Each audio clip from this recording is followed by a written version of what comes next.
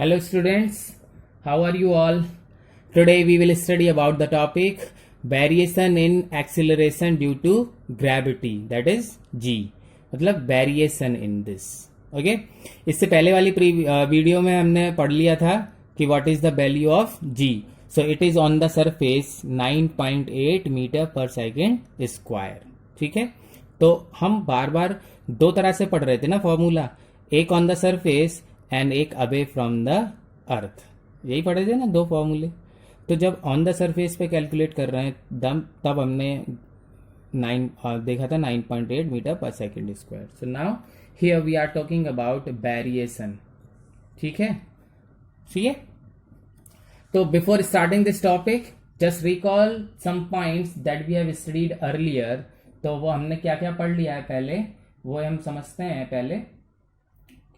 As we know, हम जानते हैं क्योंकि हम पढ़ चुके हैं कि एक तो फॉर्मूला है जी का, G M upon R square. ये कब है? For far object. फार का मतलब that is not on the surface. And another formula we have studied is G M upon R square. ठीक है, और वहां उसके लिए हमने पढ़ा था the object is on the surface. ठीक है, ये आर है डिस्टेंस बिटवीन द ऑब्जेक्ट और ये आर है रेडियस ऑफ द ऑब्जेक्ट. ये क्या है? डिस्टेंस है. और ये क्या है? रेडियस ऑफ अर्थ है. क्यों है? ये हमने कल पढ़ लिया था. ठीक है, अब आज इसके आगे एक और चीज हम पता है हमें, that is what acceleration due to gravity. अच्छा, एक बात और, अब ये इतना लंबा लिखो एक्सीलरेशन ड्यू टू ग्रेविटी या फिर सिंपली ये लिख दीजिए स्मॉल जी, एक ही बात है ना. तो अगर मैं डायरेक्ट ये भी लिख दूं तो भी समझ जाइएगा कि that is acceleration due to gravity, small g. Okay, so it this, अगर ये ना लिखा होता तो डायरेक्ट लिखा होता कैसे? G is not depend on the mass of the object. ये जो जी है, क्योंकि आप देख रहे हो ना ये मास ऑफ द अर्थ है, यहां पर ऑब्जेक्ट का स्मॉलर मास तो कहीं यूज हो नहीं रहा है इस फॉर्मूले में. तो जो जी है वो मास पर डिपेंड नहीं करता है. मतलब ये दो बातें हमने कल पढ़ ली थी. So that is why we have studied earlier and as we know, हम जानते हैं. आज का अब टॉपिक स्टार्ट होता है. Now come to the point and that is what variation in G. तो इतनी लंबी line, variation in acceleration due to gravity G, variation in G, एक ही बात है ना. तो अब समझ गए. इसलिए अगर डायरेक्ट स्मॉल जी लिखा है तो समझ जाएंगे it is acceleration due to gravity, है ना. So here it is g is equal to G M upon R square. ठीक है, okay. So let's hear the mass of earth. ये क्या है? फिक्स्ड है ना. मास ऑफ द अर्थ तो कभी चेंज होगा नहीं, और जो चीज फिक्स्ड होती है that is constant. Okay, G is also a constant of gravitational constant है ना. ये तो हम पढ़ चुके हैं ना. क्या है? इसकी भी वैल्यू फिक्स है 6.67 10 टू की पावर -11.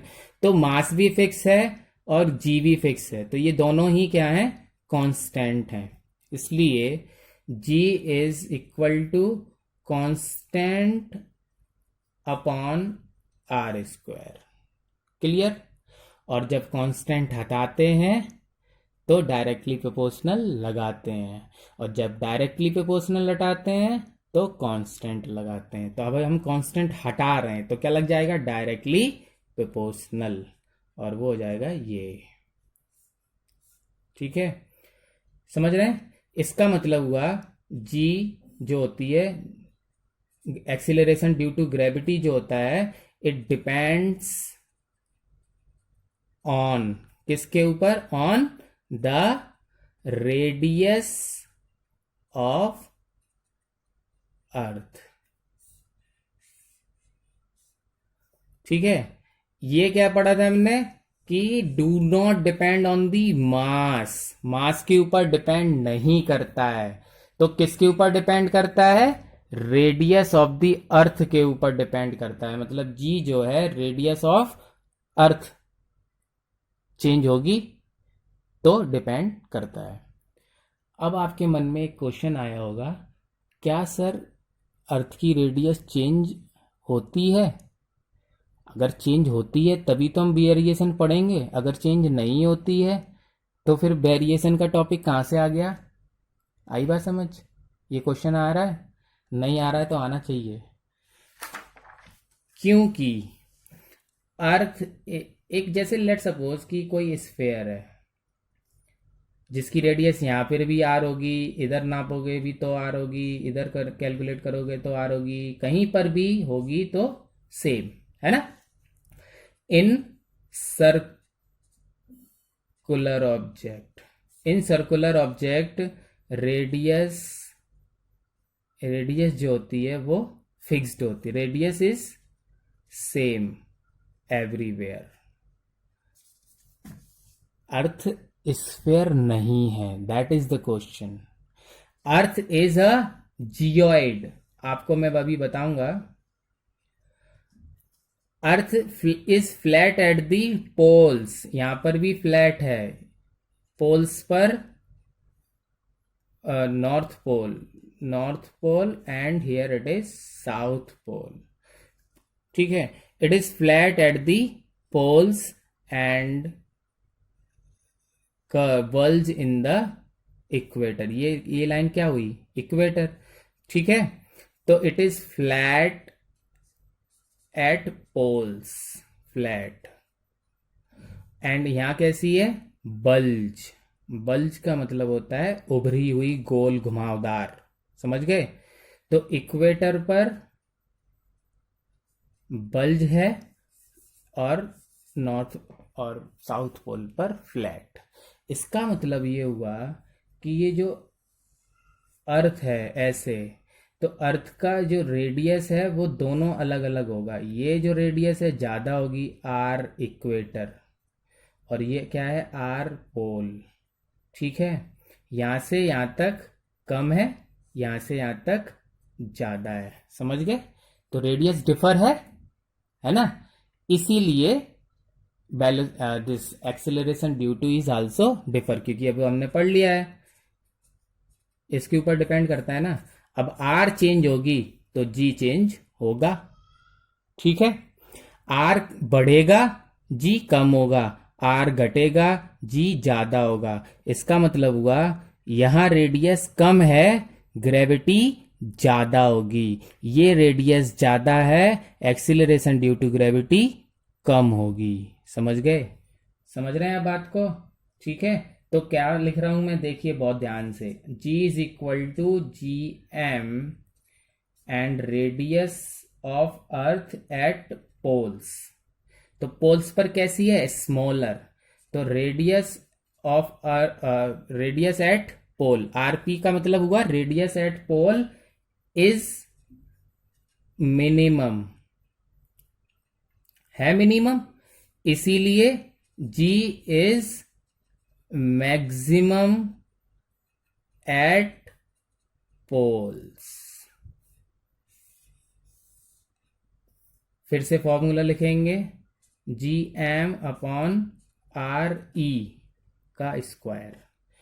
जब ये वैल्यू कम होगी तो जी की वैल्यू ज्यादा होगी, इनवर्सली प्रोपोर्शनल है ना। ठीक है, तो जैसे जैसे आर बढ़ेगा जी घटेगा, और आर घटेगा तो जी बढ़ेगा। इनवर्सली प्रोपोर्शनल का मतलब तो ये होता है। और डायरेक्टली प्रोपोर्शनल जो होते हैं, जैसे let suppose A is directly proportional to B, इसका मतलब हुआ बी बढ़ेगा तो फिर ए भी बढ़ेगा। तो रेडियस इक्वेटर पर इज मैक्सिमम, देखो इक्वेटर पे ज्यादा है, तो फिर G acceleration due to gravity is minimum at कहाँ पर, इक्वेटर पर, क्योंकि इक्वेटर पढ़ रहे हैं ना, ई फॉर इक्वेटर, ठीक है, इक्वेटर। इतनी बात समझ में आई है ना, ठीक है सर। तो हम समझ गए, ये था इफेक्ट ऑफ शेप। ये जो हम पढ़ रहे थे अब तक, ये पढ़ रहे थे a part that is effect of shape on G, effect of shape of earth on G के ऊपर अर्थ क्या क्या, अर्थ की शेप का क्या इफेक्ट पड़ता है, वो हमने सीखा था, ठीक है। तो अर्थ की शेप की वजह से, इसकी शेप किस तरह की है, ये स्फेयर नहीं है, जियोइड है। देखो इसको बोलते हैं जियोइड शेप। जैसा ऐसा शेप कैसा, जो पोल्स पर फ्लैट है और पोल्स पर फ्लैट है और इक्वेटर पर बल्ज है, ठीक है। इधर ज़्यादा है और इधर कम है, इसलिए जब जब रेडियस कम होगी तो ग्रेविटी ज़्यादा होगी, रेडियस ज़्यादा होगी तो ग्रेविटी कम होगी, ठीक है, सही है। नेक्स्ट इज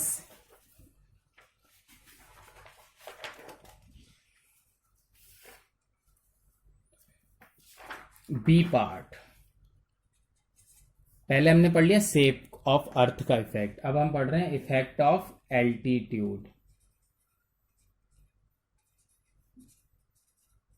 एल्टीट्यूड क्या होता है, एल्टीट्यूड होता है हाइट, तो इफेक्ट ऑफ हाइट, ठीक है। तो फिर से समझेंगे इसको डायग्राम से ही। सर आपने तो स्फेयर बना दिया। It is easy to draw the earth shape like a sphere, मतलब सिर्फ एग्जाम्पल के लिए ड्रॉ किया है, but it is always a geoid, है ना। मैं इसको ऐसे करके जियोइड कर दे रहा हूँ, ये फ्लैट है, ठीक है, अब तो जियोइड हो जाएगा। Okay, now it is earth, ये सेंटर है, ओके, सेंटर से ये रेडियस आर ई होती है और ये रेडियस आर पी होती है। अब तो जियोइड हो गया, वो छोड़िए। At the surface of earth we have studied ना yesterday 9.8 metre per second square. अब इसका मतलब हुआ ये, अभी ये बात तो क्लियर हो गई कि रेडियस बढ़ेगी तो ग्रेविटी घटेगी, है ना। तो ऑब्वियसली जब कोई ऑब्जेक्ट यहां होगा तो यहां से इसका मतलब ये डिस्टेंस बढ़ जाएगा। ये तो आर है ही है अर्थ का, और ये इसकी ऑब्जेक्ट की हाइट। तो अब जब आर स्क्वायर लिखोगे तो क्या लिखोगे, आर प्लस एच, इन दोनों के बीच का डिस्टेंस, यही तो है, समझ रहे। तो G is equal to G M upon R plus H लिखेंगे हम, कि नहीं लिखेंगे। अगर इस ऑब्जेक्ट और अर्थ के बीच में ग्रेविटेशनल फोर्स या ग्रेविटी हम कैलकुलेट करेंगे तो आर और एच, ठीक है। तब क्या होगा, आर तो जो था ही, अब एच और बढ़ गया, तो मतलब कुछ ना कुछ तो ये वैल्यू बढ़ गई। जब ये वैल्यू बढ़ेगी तो जी की वैल्यू घटेगी, ऑब्वियस है, ये तो अभी हम पढ़ के ही आ रहे हैं, क्लियर। तो क्या हो जाएगा देखिए, सो डिक्रीज, मतलब जी जो होगा decrease with increase in height. जैसे जैसे ये हाइट बढ़ती जाएगी ग्रेविटी घटती जाएगी, समझ गए, है ना। ओके, सी अब हो गया इफेक्ट ऑफ डेप्थ। अब हाइट का पढ़ लिया तो अब डेप्थ का पढ़ेंगे। डेप्थ का मतलब क्या हो गया, डेप्थ अंदर जाएंगे, है ना। तो कहाँ जाएंगे, बिलो द सरफेस ऑफ अर्थ, है ना, ठीक है, बिलो द सरफेस ऑफ अर्थ। यहां कैसे है देखिए, ठीक है, A R P R E, ये सेंटर, ये सरफेस, सरफेस पर हमने पढ़ा है 9.8 मीटर पर सेकेंड स्क्वायर। ये फॉर्मूला सीधा सिंपल सी बात है कि G is equal to GM upon R square is not applicable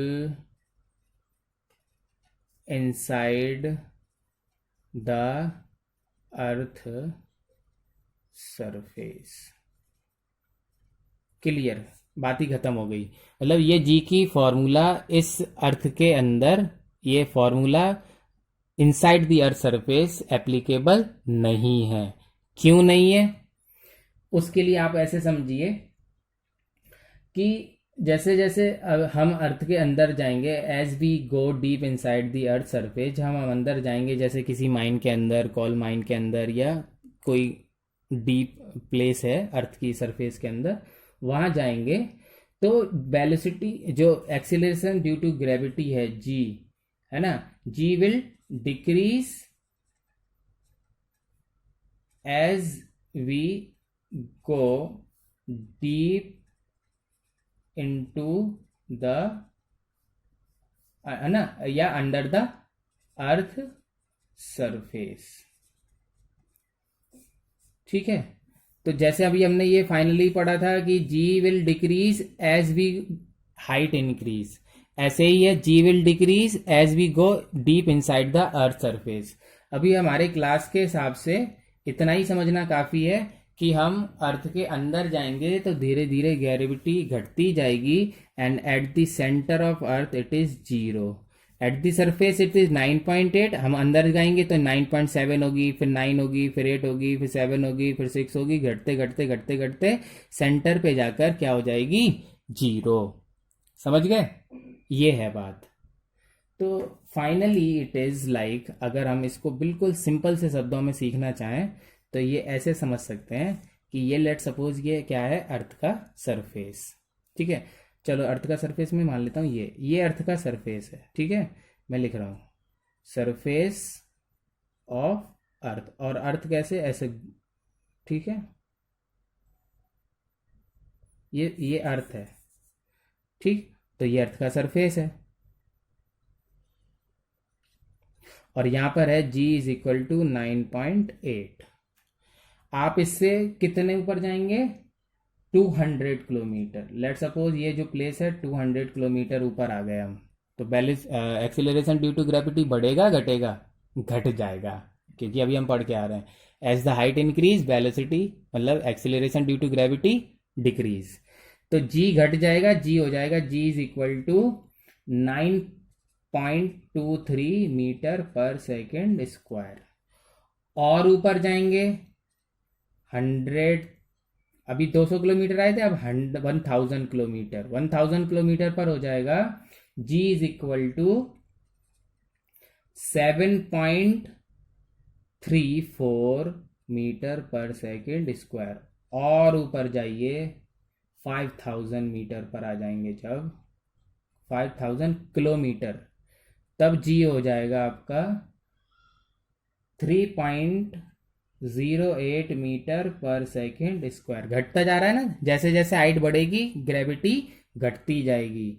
और ऊपर चले जाइए 10,000 किलोमीटर, 10,000 किलोमीटर पे G हो जाएगी approximately it is 1.49 metre per second square. और ऊपर जाइए 20,000 किलोमीटर, तब वहां पर G हो जाएगी 0.57 मीटर पर सेकेंड स्क्वायर। और ऊपर जाइए 30,000 किलोमीटर, तब आपकी G हो जाएगी 0.30 मीटर पर सेकेंड स्क्वायर। और चले जाइए स्पेस में, 0 हो जाएगी। समझ गए? तो अर्थ, ये अर्थ है, यहां से डिक्रीज हो रही है, और स्पेस में 0 हो गई। यहां अंदर डिक्रीज हो रही है, और सेंटर पर 0 हो गई। सही है? तो सरफेस पर 9.8, स्पेस में 0, सेंटर पर 0। और हाइट बढ़ने से घटती है, तो 200 किलोमीटर पे घट गई, और घट गई, और हाइट बढ़ी और घट गई, ऐसे ऐसे जैसे जैसे हाइट बढ़ती जाएगी वैसे वैसे ग्रेविटी घटती जाएगी. Finally this was the topic variation in the gravity और we can say acceleration due to gravity. तो तीन तरह से डिक्रीज हो रही है. एक तो पोल्स और इक्वेटर की वजह से, उसकी शेप की वजह से. दूसरा उसके एल्टीट्यूड की वजह से. तीसरा डेप्थ ऑफ द अर्थ. ठीक है, हाइट से, डेप्थ से और उसकी शेप की वजह से. डन. अब एक और टॉपिक दैट इज हियर.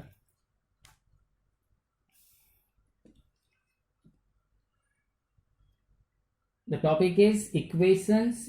जो हमने इक्वेशन ऑफ मोशन हमने पढ़ी हुई है. Equation of motion of freely falling object. मैं एक बार आपको याद दिलाऊं, हमने चैप्टर 1 में मोशन क्या होता है. When the object is move from A to B.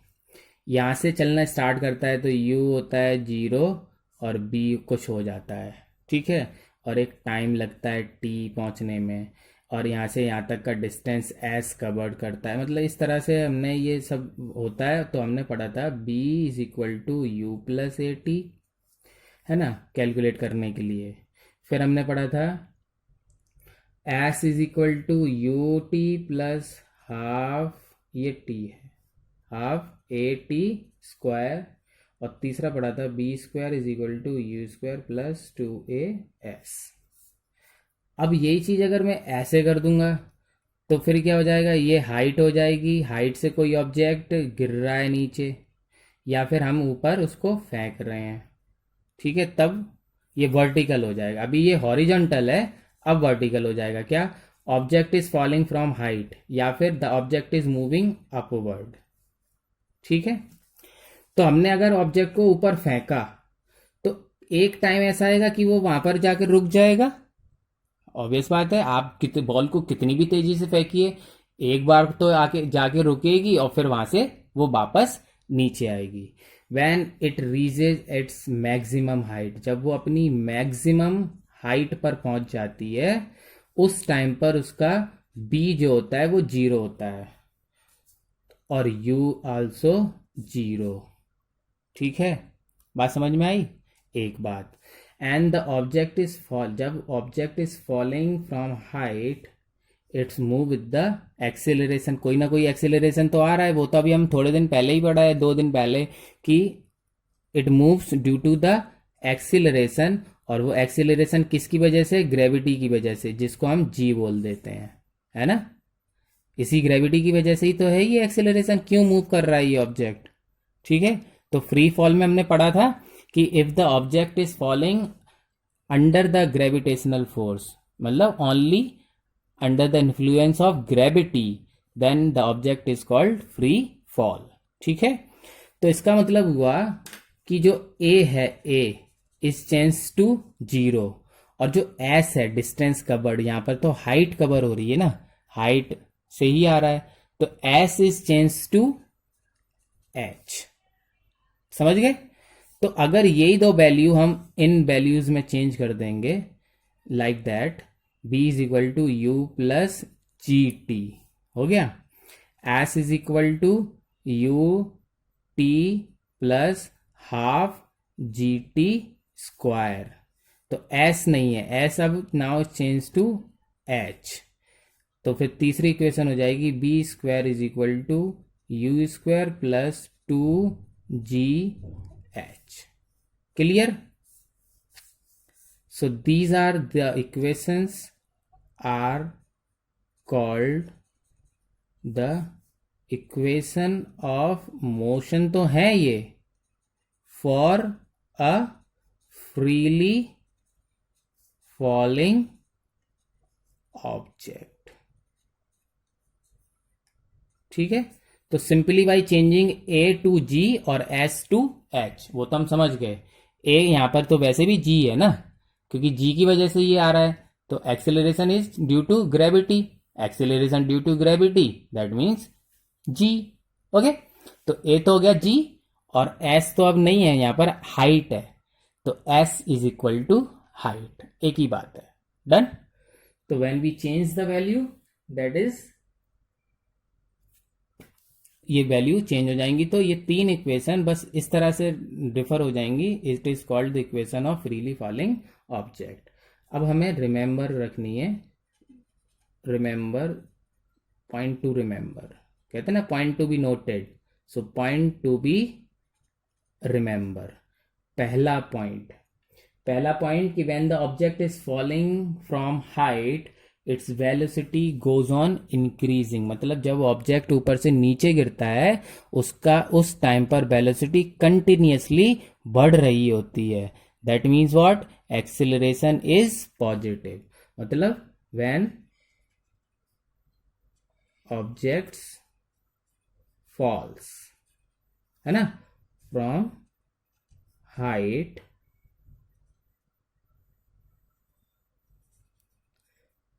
Acceleration is plus A, acceleration increase plus A होता है, ठीक है। तो इसका मतलब इसका अपोजिट हो जाएगा कि व्हेन ऑब्जेक्ट मूव्स अपवर्ड, जब ऊपर जाएगा तो एक्सेलरेशन इज नेगेटिव, घटेगा, ठीक है। जब ऑब्जेक्ट ऊपर से नीचे गिरेगा तो acceleration positive, when the object moves upward acceleration negative, और यहाँ एक्सेलरेशन है plus 9.8 metre per second square, यहाँ है minus 9.8 metre per second square, ठीक है। Third point to be remember is, third point क्या रिमेंबर रखना है, यही कि जब ऑब्जेक्ट हाइट से गिरता है, मैक्सिमम हाइट पर पहुंच जाता है, मतलब जब ऑब्जेक्ट इज मूविंग अपवर्ड, तो उस टाइम पर वेलोसिटी और इनिशियल वेलोसिटी, तो क्या हो जाएगा कि व्हेन ऑब्जेक्ट रीचेज, पहुंच जाता है इट्स मैक्सिमम हाइट, जब मैक्सिमम हाइट पर पहुंच जाएगा ऑब्जेक्ट तब v0 u0 होता है, ठीक है ना। और चौथा पॉइंट है रिमेंबर करने के लिए कि जितना टाइम ऊपर जाने में लगेगा उतना ही सेम हाइट से ऑब्जेक्ट को नीचे आने में लगेगा, मतलब time taken to reach a height is equal, है ना, is equal to time taken to come back. जितने टाइम में वो ऊपर जाएगा, ऑब्वियस बात है, जब वैल्यू सेम है, जब हाइट सेम है, डिस्टेंस मतलब यहाँ पर हाइट है वो सेम है, उसकी एक्सेलरेशन सेम है, तो फिर टाइम भी तो सेम ही रहेगा। Okay, so revise the topic. आज हमने पढ़ा था variation in the acceleration due to gravity, और वो तीन वजह से होता है। पहला सरफेस की वजह से, मतलब उसकी शेप की वजह से, दूसरा हाइट पर जाने की वजह से, तीसरा डेप्थ पर जाने की वजह से, ठीक है।